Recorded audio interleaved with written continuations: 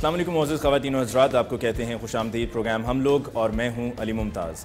ناظرین، آج کے پروگرام میں ہم آپ کے لیے لے کر آئے ہیں خصوصی انٹرویو، اور یہ خصوصی انٹرویو ایک ایسی شخصیت کا ہے جو یہ کہتے ہیں کہ سونامی آ رہا ہے، جو یہ کہتے ہیں کہ ٹیسٹ کرکٹر سے کلب کرکٹر نے پنگا لے لیا ہے، اور جو کہتے ہیں کہ میں آنے والے جنرل الیکشنز میں کلین سویپ کروں گا۔ جی ہاں، ہم بات کر رہے ہیں چیئرمین پاکستان تحریک انصاف عمران خان صاحب کی۔ خان صاحب، آپ کا بہت بہت شکریہ کہ آپ نے وقت دیا۔ یقیناً کل کا جلسہ اور اس کے لیے تیاریاں جو ہیں وہ عروج پر ہیں، لیکن آپ نے اپنے جلسے سے پہلے اور مختلف جلسوں میں تقاریر کرتے ہوئے بات کی کہ میں نیا نظام لے کر آنا چاہتا ہوں، نیا پاکستان آئے گا۔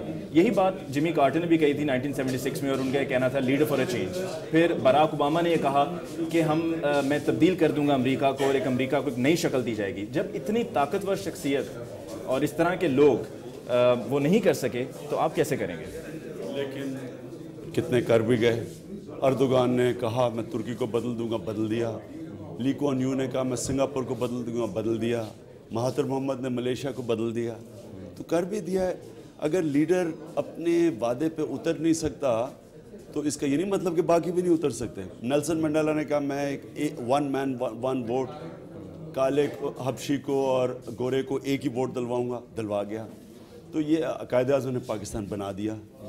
تو یہ ایک اصل لیڈر اور نقلی لیڈر میں فرق یہ ہوتا ہے، جو اصل لیڈر ہوتا ہے وہ پھر اپنی ایک ویژن لے کے آتا ہے اور اس کے اوپر پوری طرح عمل کرواتا ہے۔ جو باتیں تو سارے کر لیتے ہیں۔ خان صاحب، آپ میں لوگوں کو ایک اصلی لیڈر نظر آتا ہے، لوگوں کا یہ کہنا ہے، آپ کی فین فالوئنگ ہے، لوگ آپ کو بہت پسند کرتے ہیں ہر ایج گروپ سے، لیکن اب لوگوں کے ذہن میں یہ بھی بات بار بار آ رہی ہے اور مختلف حلقہ احباب میں یہ بات ہو رہی ہے کہ لگتا یوں ہے کہ خان صاحب کی طرف بھی اب صرف چہرے تبدیل ہو رہے ہیں، پارٹیاں تبدیل ہو رہی ہیں، نظام کیسے تبدیل ہوگا؟ وہ لوگ جو کل کو کسی اور جماعت میں تھے، ان کے گن گاتے تھے، ان کی تعریفیں کرتے تھے، ان کی تعریفوں کے پل باندھتے تھے، آج وہ خان صاحب کی تعریفیں کر رہے ہیں۔ دیکھیں، کیا تبدیلی آپ کو جو لوگ جوائن کرتے ہیں وہ لے کے آتے ہیں، یا تبدیلی لیڈر لے کے آتا ہے اور اس کا نظریہ لے کے آتا ہے؟ دنیا کی تاریخ اٹھا کے دیکھ لیں، ہمیشہ ایک لیڈر آتا ہے، ایک نظریہ لے کے آتا ہے، اس کے ارد گرد لوگ جمع ہوتے ہیں، جو لوگ بھی ویسے جمع ہوتے ہیں جو اس نظریے کو مانتے ہیں۔ یہ لوگوں کو غلط فہمی، لوگوں کو ایک پاگل بنایا جا رہا ہے کہ جی وہ فلانا آ گیا تو اس کا مطلب کہ کیا ہم اس کے نظریے پہ چلے جائیں گے؟ کیا میں لیڈر ہوں یا میں فالوور ہوں؟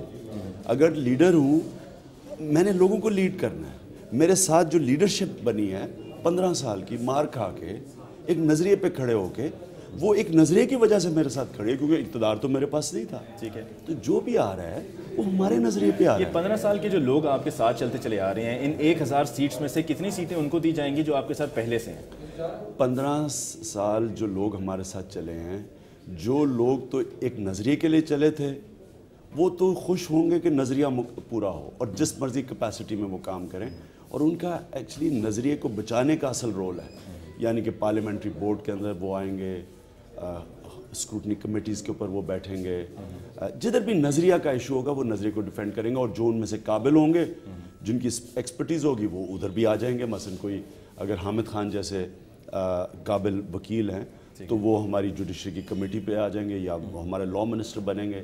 میں مثال دے رہا ہوں، لیکن سلیکشن ساری میرٹ پہ ہوگی۔ اور وہ میرٹ کیا ہوگا؟ میرٹ کی جس کی قابلیت ہوگی کہ جس کام کے لیے وہ ادھر بیٹھے گا۔ دیکھیں، ٹیمیں میرٹ پہ جیتتی ہیں۔ ٹیمیں اس لیے نہیں جیتتی کہ میرے ساتھ یہ 15 سال کھلاڑی کھیل رہا تھا تو اب اس کو میں نے ضرور کھلانا، حالانکہ وہ ریٹائر ہونے کے قابل ہے۔ ٹیمیں تب جیتتی ہیں جب بہترین کھلاڑی آپ اپنی ٹیم میں لے کے آتے ہیں۔ اس طرح آپ کی جب کیبنٹ کے اندر آپ کے بہترین ٹیلنٹ آپ لے کے آئیں گے جو اپنے کام جانتا ہو، تب ملک آگے بڑھے گا۔ دیکھیں، مقصد پاکستان کو جتانا ہے۔ جو ٹیم مجھے ضروری ہوگی پاکستان کو جتانے کی، وہ ٹیم سلیکٹ ہوگی۔ اس میں نئے پرانے کی بات نہیں ہوگی۔ نظریاتی کارکن کا کام ہوگا نظریے کا تحفظ کرنا، اور اگر ان کی قابلیت ہوئی کسی اسپیسیفک فیلڈ میں تو ادھر ان کو لے کے آئیں گے۔ لیکن یہ کہنا کہ جی اس نے، جس طرح پیپلز پارٹی والے کہتے ہیں جب ہم نے اتنی قربانی دی ہے، اب کیا پارٹی ان پہ قربان ہو جائے، ملک ان پہ قربان ہو جائے؟ قربانی تو مقصد کے لیے دی تھی، تو ان کو تو خوش ہونا چاہیے جب تک ہم مقصد میں جائیں گے۔ ان کی ایک بڑی خاص جگہ ہوگی ہمارے لیے، لیکن ٹیم سلیکشن میرٹ پہ ہوگا۔ خان صاحب، آپ کے ساتھ انصاف اسٹوڈنٹ فیڈریشن کے جو آپ کا ینگ لاٹ ہے، جو ہر جلسے میں، ہر تقریب میں آپ کو بڑا سپورٹ کرتا ہے، ان کو بھی ذہن میں یہ سوال تو یقیناً آتا ہوگا کہ جہاں پر دوسری پارٹی سے لوگ آئے ہیں، جیسے کہ شاہ محمود قریشی آئے ہیں، خورشید محمود قصوری آئے ہیں، مختوم جاوید ہاشمی آئے ہیں، تو کل کو یہ ایسا نہ ہو کہ ایم ایس ایف کا کوئی لڑکا آئے اور ہمیں ٹیک اوور کر لے اور کہیں کہ جی اب یہ آپ کو بتائے گا کہ کیا کرنا ہے؟ اگر تو وہ اتنی بزدل ہیں اور خوف زدہ ہیں تو ان کا تحریک، وہ اصل تحریک انصاف نہیں ہے. تحریک انصاف شیروں کی جماعت ہے، دلیر لوگوں کی جماعت ہے. لوگ ڈرتے نہیں ہیں. کبھی خوف کے اوپر بھی پالیسی بندی ہے، اچھا جی وہ آ گیا تو وہ تو کمزور آدمی ڈرتا ہے کہ وہ آ گیا تو جی میری کرسی نہ چلی جائے. یہ تحریک انصاف کا تو یہ میں جو تحریک انصاف کا نظریاتی کارکن تو ایسا نہیں ہونا چاہیے. شیروں کی جماعت ہے. شیروں کی جماعت وہ ہوتی ہے جو کہ دلیری پہ فیصلے کرتے، خوف پہ فیصلہ نہیں کرتا. خان صاحب، آپ نے 92 کے جب ورلڈ کپ جیتا تو آپ کے ساتھ جو پلیئرز تھے وہ ایسے کوئی نامی گرامی پلیئرز نہیں تھے. وقار یونس انجر ہو گئے، واپس چلے گئے، اور زیادہ کوئی ملک میں بھی ہم ہوپ فل نہیں تھے کہ آپ وہ ورلڈ کپ جیتیں گے. لیکن آپ نے اسی ٹیم کو کھلایا اور اسی ٹیم سے آپ جیتے کیونکہ آپ کی ایک فرم بلیف تھی. اس دفعہ آپ کی فرم بلیف تو تھی اور شاید یقین نبی بھی ہوگی، لیکن اب باقی ان سینئر پلیئرز کا جو پولیٹیکل پلیئرز بڑے سالوں سے رہے ہیں اور بہت ہی سیزن پولیٹیشینز ہیں، ان کے شامل ہونے سے کہیں ایسا تو نہیں کہ آپ کی بلیف کم ہو رہی تھی تو آپ نے ان کو انڈکٹ کر لیا یا انڈکٹ ہونے دیا؟ دیکھیں، نبی صلی اللہ علیہ وسلم ان کی ہمیشہ مثال دیا کریں. اللہ نے قرآن میں کہا ہے کہ جو سنت ہے ان کی زندگی، ان کی سنت، ان کے راستے سے سیکھو. ہم اپنا مقابلہ نہیں ان سے کرتے کیونکہ کوئی بھی نہیں کر سکتا. دنیا کے سب سے عظیم انسان تھے، لیکن ان کی زندگی ہمارے سامنے رکھی ہوئی ہے. ایک ایک دن ان کی زندگی کا ہمارے سامنے، ان سے سیکھو. ان کی کیا زندگی تھی؟ جب فتح مکہ ہوئی، ہجوم آ گیا ان کے ساتھ، انہوں نے کیا کیا؟ انہوں نے میرٹ پہ ٹیم سلیکٹ کی. جو ان کے خاص ساتھی تھے وہ تو نظریے کو تحفظ دیا، انہوں نے لیڈرشپ دی. لیکن خالد بن ولید آ گئے. اب وہ کہتے جی دنیا کا گریٹسٹ جنرل تھے، تاریخ میں ایسا جنرل نہیں آیا. وہ کہتے نہیں تم پہلے کافر تھے اس لیے تم اب ہوا، تم نے احد کی جنگ میں ہمیں نقصان پہنچایا تھا، اب آ نہیں سکتے. ان کو مین اسلام کی، انہوں نے کہا کہ اسلام کی تلوار ہے، ان کو خطاب دیا گیا. میرٹ پہ لوگوں کو لے کے آئے. یہ یاد رکھیں، ان سے سیکھیں. ہمیں سیکھنا چاہیے کہ جو قابل لوگ ہماری پارٹی میں آتے ہیں ان کو اپنی قابلیت کے مقابلے میں مطابق رکھیں. ٹھیک ہے. ہماری اور باقی پارٹیز میں کیا فرق ہوگا میں صرف یہ بتا دوں. باقی پارٹیز میں یہ ہے کہ جتنے مرضی جاوید ہاشمی مقبول ہو جاتے یا اعتزاز احسن پارٹی میں، ادھر بلاول بھٹو نے آگے آنا ہے، ادھر کسی شریف کے بچے نے آنا ہے اوپر. ہماری پارٹی میں ایسے نہیں ہے. یہ میرٹ اورینٹڈ، یہ انصاف اور میرٹ ایک ہی ہے. خان صاحب، نواز شریف صاحب نے کہا کہ جی آخری 10 اوورز کا میچ کھیلنے، آپ نے کہا کہ ٹیسٹ کرکٹر سے پنگا لے لیا کلب کرکٹر نے. لیکن آپ یہ اچھی طرح سے جانتے ہیں کہ آج کل کے دور میں اب یہ 20 اوورز کو لوگ زیادہ پسند کرتے ہیں اور زیادہ شوق سے دیکھتے ہیں. نہیں، میں کہہ رہا ہوں کہ یہ اب دیکھ کے مقابلہ کرنا تھا. اب وہ نہ تو وہ کرکٹ گراؤنڈ پہ مقابلہ کر سکتے ہیں اور نہ ہی سونامی کا کوئی مقابلہ کر سکتا ہے. سونامی کا وہ مقابلہ نہیں کر سکتا جن کو کسی نے لیڈرشپ کو مینوفیکچر کیا تھا. یہ تو سونامی تو وہ ہے جو کہ عوام کے دلوں کو جیت کے جا رہی ہے. یہ تو اب عوام کا ہجوم آ رہا ہے. آپ کو کیا لگتا ہے خان صاحب کہ اگلے انتخابات میں ایک ٹیسٹ کرکٹر کا یہ جو ٹیسٹ میچ پچھلے 15 سال سے چل رہا ہے، اب اس کا کوئی نتیجہ نکلے گا یا کہیں ڈرا تو نہیں ہو جائے گا؟ یہ گیم ایک بہت بڑے انقلاب کی طرف انشاءاللہ جا رہی ہے اور یہ پاکستان کو ایک عظیم ملک بنانے جا رہی ہے. کیونکہ پہلی دفعہ بڑی دیر کے بعد میں نے ایک عوام کو اکٹھے ہوتے دیکھا ہے. انقلاب ایسا آ رہا ہے کہ باپ ایک پارٹی میں ہے، اس کی بیوی اور بچے تحریک انصاف میں آ گئے ہیں. یہ انقلاب آ رہا ہے. خاموش گھروں سے انقلاب آ رہا ہے. یہ اس کو اب کوئی نہیں روک سکتا. یہ دلوں، لوگوں کے دل اللہ کے ہاتھ میں ہوتے ہیں. وہ ایک دل تبدیل ہو گئے ہیں. خان صاحب، 30 اکتوبر کے جلسے میں اتنا بڑا مجمع تھا، مینار پاکستان کے سامنے ہجوم تھا، سب نے تعریفیں کیں، سب نے آپ کو مبارکبادیں دیں. لیکن کیا آپ نہیں سمجھتے کہ اس وقت اس ہجوم کو آپ کو لیڈ کرتے ہوئے کہنا چاہیے تھا؟ آپ کہتے ہیں جی نواز شریف صاحب گجرانوالہ تک گئے اور وہاں سے واپس مڑ گئے. آپ نے تو چلے وہ ماڈل ٹاؤن سے شروع ہوئے تھے، آپ تو پہلے مینار پاکستان پہ تھے، تو وہاں سے آپ بھی اسلام آباد کا رخ کرتے. آپ نے 6 مہینے کا حکومت کو جو ٹائم دیا وہ دراصل حکومت کو نہیں تھا، وہ اپنے لیے ٹائم تھا. اگر تو ہم فیصلہ پہلے سے ہوتا تو پھر وہ رخ اسلام آباد کا ہو جانا تھا اور پھر رکنا کہیں نہیں تھا. لیکن وہ فیصلہ نہیں تھا. ہم نے اپنے ٹائم پہ کریں گے سب کچھ. ہم یہ کبھی بھی نہیں کہنا چاہتے کہ جی ہم نے کوئی جمہوریت کو نقصان پہنچا دیا ہے، جمہوریت شہید ہو گئی ہے جی.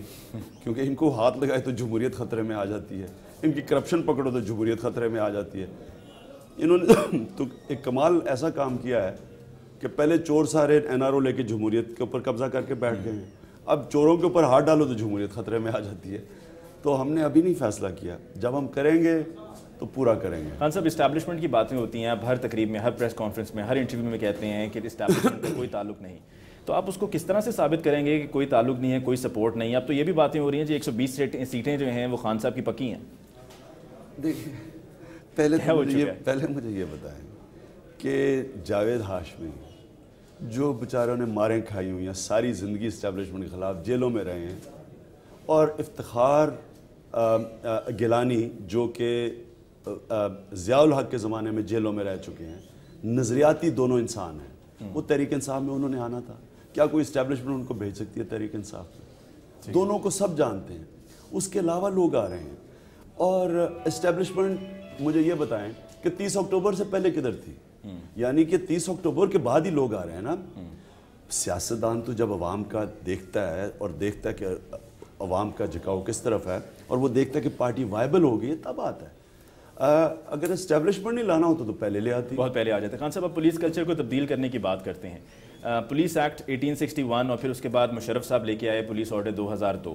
وہ بھی اس لیے لایا گیا تھا کہ پولیس کلچر کو ختم کیا جائے، لیکن وہ بھی نہیں کر پائے. آپ پولیس کلچر کیسے ختم کریں گے؟ وہ اس لیے نہیں کر پائے کہ جو ان کے نیچے سیاسی لوگ تھے وہ چاہتے ہی نہیں تھے پولیس بدلے، کیونکہ انہوں نے پولیس کے ذریعے سیاست کرنی ہوتی ہے. سارا پاکستان کا فیوڈل کلچر تھانے کے ذریعے برقرار ہے. جب تھانہ ان کے ہاتھ میں نہیں رہا، فیوڈل کلچر ختم ہو جائے گا. تو جو پرانی یہ جو جنرل مشرف جو سیاستدانوں کو لے کے آئے تھے وہ تبدیلی نہیں چاہتے تھے. ہم آپ کو تبدیل کر کے دکھائیں گے. جنرل مشرف تو انشاءاللہ قصوری کو بھی لے کر آئے تھے، اور بھی دیگر جمال لغاری یا ویس لغاری، یہ سب ان کے ساتھ کام کرتے رہے، خاموشی سے کام کرتے رہے. 5 سال کچھ نہیں کہا انہوں نے، اور پھر اس کے بعد اب جا کے وہ نکل کے کہتے ہیں کہ جی وہ غلط تھا. سب میرے نیچے ٹیم ورلڈ کپ جیتی، وہی ٹیم 1 سال کے بعد انہوں نے کہا میچ فکسنگ میں لگ گئی ہے. میرے نیچے تو کبھی میچ فکسنگ نہیں ہوئی. یہی کھلاڑی ہیں. آپ دیکھ لیں گے کہ پہلے کن کے نیچے کیسے کھیلے تھے اور ہمارے نیچے اب کیسے کھیلے. خورشید محمود قصوری صاحب کا ایک نیٹ ورک ہے سکولز کا، اور ماشاءاللہ آپ بات ہمیشہ یہ کرتے ہیں کہ ایجوکیشن کو امپروو کرنا ہے. کیا آپ ان کو یہ سجیسٹ کریں گے کہ اپنے نیٹ ورک میں غریب بچوں کے لیے بھی کوئی جگہ جہاں پہ بھاری بھرکم فیسیں لی جاتی ہیں، وہاں پہ غریب کا بچہ جا کے آپ کے اسکول سسٹم میں تعلیم حاصل کر سکے؟ یا آپ کا جو اتنا ماشاءاللہ عالی شان گھر ہے گلبرگ میں، آپ اس کو ایک یونیورسٹی میں تبدیل کر دیں اور وہاں پہ غریبوں کا بچہ جا کے پڑھے جس کے پاس اتنے پیسے نہیں ہیں کہ اپنے بچوں کو اسکول کالج یونیورسٹی بھیج سکے؟ پہلے یونیورسٹی بنائی ہے، پہلی پاکستان کی پرائیویٹ سیکٹر یونیورسٹی دیہات میں بنی ہے. انٹرنیشنل سٹینڈرڈ کی یونیورسٹی شروع کی ہے. 90% وہاں بچے غریب گھرانوں کے 90% مفت تعلیم لے رہے ہیں. اور کون سی تعلیم؟ بریڈفورڈ یونیورسٹی کی ڈگری لے رہے ہیں. شوکت خانم دنیا کا واحد کینسر ہاسپٹل جہاں 75% مریضوں کا مفت علاج ہو رہا ہے. اور ہمارا کام یہ نہیں کہ ہم خورشید قصوری صاحب کو کہیں کہ آپ کیسے اسکول چلائیں، ہم اپنے گورنمنٹ کے اسکولوں کو ٹھیک کریں گے. ہم کوئی این جی اوز کو نہیں کہیں گے کہ کرکٹ میں بھی لیڈ بائی ایگزامپل کیا تھا تو کر دیا نا. یہ ایگزامپل ہے تو صحیح. شوکت خانم ایگزامپل ہے، نمل یونیورسٹی ایگزامپل ہے. لیکن ہم پاکستان کا دنیا کے اندر تعلیم گورنمنٹس دلواتی ہیں، کوئی این جی اوز نہیں دلواتے. ہم نے گورنمنٹ کا سیکٹر ٹھیک کرنا ہے. آپ کا اس وقت تقریباً 9 کروڑ بچے ہیں پاکستان میں. کیا کوئی این جی او 9 کروڑ بچوں کو پڑھائے گا؟ یہ گورنمنٹس پڑھائیں گے. خان صاحب، last 2-3 quick questions, important questions. آپ پٹواری کلچر کے بھی خاتمے کی بات کرتے ہیں. آپ کہتے ہیں جی کمپیوٹرائز کیا جائے گا سب. اگر کر دیا جائے گا تو پھر جا کے زمین کی پیمائش کون کرے گا؟ یہ سارا نظام، یہ سارا سسٹم کیسے چلے گا؟ یہ 21ویں صدی ہے. ڈی ایچ اے میں پھر کیوں ہو جاتا ہے ٹھیک؟ ڈی ایچ اے میں سارا کمپیوٹرائزڈ ہے، اس لیے تو زمینیں مہنگی ہیں، کیونکہ لوگوں کو پتہ ہے کہ قبضے نہیں ہوں گے، کیونکہ سارا کمپیوٹرائزڈ ہے. تو باقی پاکستان میں کیوں نہیں ہو سکتا؟ کیونکہ پٹواری سے جو سارا یہ نظام بنا ہوا ہے، یہ پیسہ اوپر تک کھایا جاتا ہے. آج قبضہ گروپ ہو ہی نا، اسمبلی میں بھرے ہوئے قبضہ گروپ. قبضہ گروپ کیوں ہے؟ کیونکہ نظام جو پٹواری کا ہے اس میں اتنی زیادہ گنجائش بن جاتی ہے، کیونکہ کمپیوٹرائز نہیں ہے، اس میں چوری کی، قبضے کی، پھر عدالتی نظام کام نہیں کرتا. تو اس کو ٹھیک کرنا ہے. 60% جو عدالتوں میں کیسز ہیں اور جو قتل ہوتے ہیں وہ زمین کے کیسز پہ ہوتے ہیں. ٹھیک ہے. سابق عامر پرویز مشرف صاحب کو برا بلا کہا جاتا ہے، ابھی بھی کہا جاتا ہے، لیکن جو بلدیاتی نظام ہے جس میں ایک عام آدمی تک ہر کسی کو پہنچ حاصل ہوتی ہے اور ان کے مسائل سنے جاتے ہیں، اس پر آپ کی طرف سے کوئی زیادہ بات کرنے کو نہیں، سننے کو ملتی ہے. اگر وہ اتنے ہی برے تھے تو یہ جو نظام ہے لوگوں تک پہنچنے کا، بلدیاتی نظام ہے، اس کو وہی تو لے کر آئے، اس کے بعد کسی نے اس کو فالو نہیں کیا.